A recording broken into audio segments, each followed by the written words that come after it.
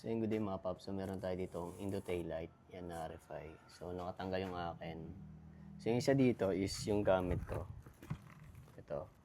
So ina-out ko na rin kasi itong sa akin kasi magpapalit ako. Pero Indo taillight pa rin.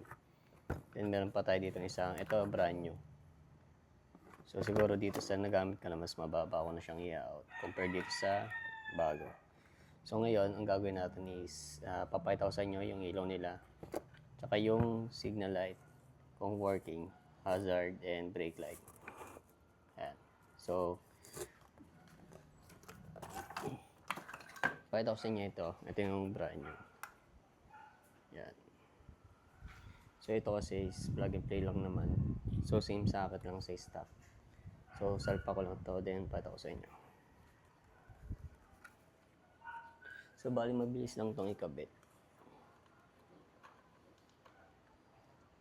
Basta matimingan nyo kaagad yung socket. Basta same lang sila ng ng stock.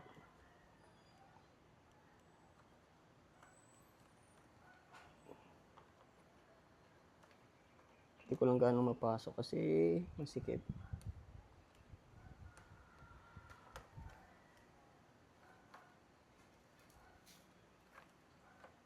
Pasok na natin. So, yan. Nakakabit na natin. Pwede ko sa inyo. Yan. So, bali nakakabit na yan. So, ngayon open natin yung motor.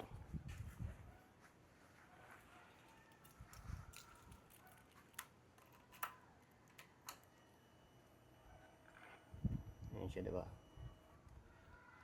Kapag open ng park light, yun.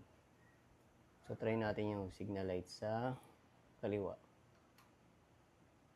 So, kapag nag-signal light, matic, nagiging red yung the rest. Dito, nagiging red. So, yung kabila, yan, off. Pagka off, matic, babalik siya ng normal color niya. Hazard. Yan, ganyan yung hazard. Yan, blue. Balik siya agad ng blue. Ngayon, brake. Yan, pag nag-brake kayo, nagiging pula. Yan, sa likod.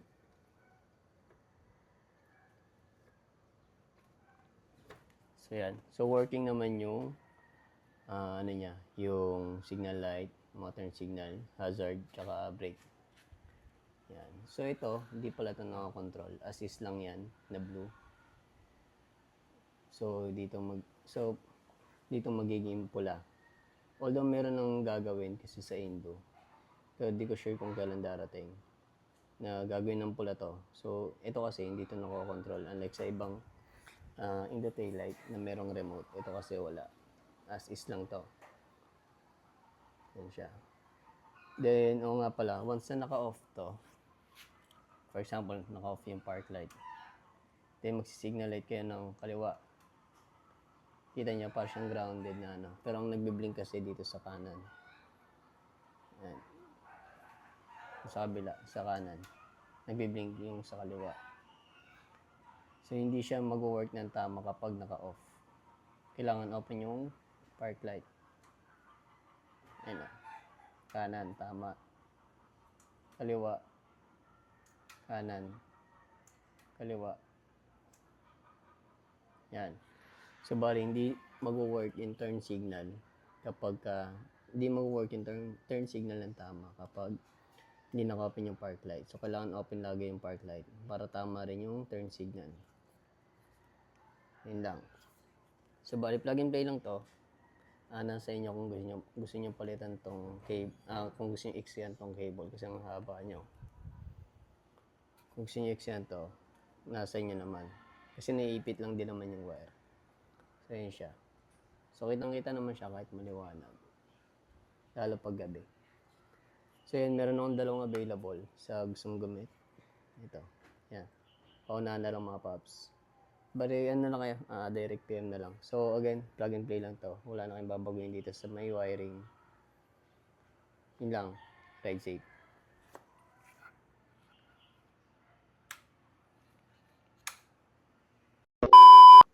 Oo nga pala mga paps, kapag ka naka-tiyempo kayo, for example, nag-order kayo nito, then nakita nyo is hindi tama yung signal light kahit open yung park light.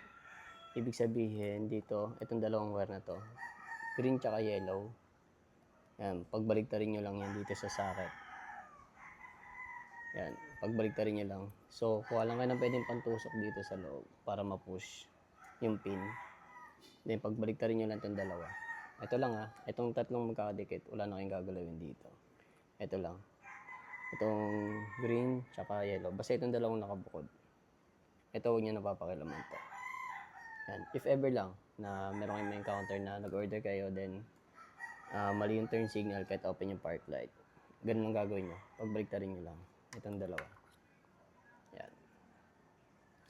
Yun lang. Ride safe.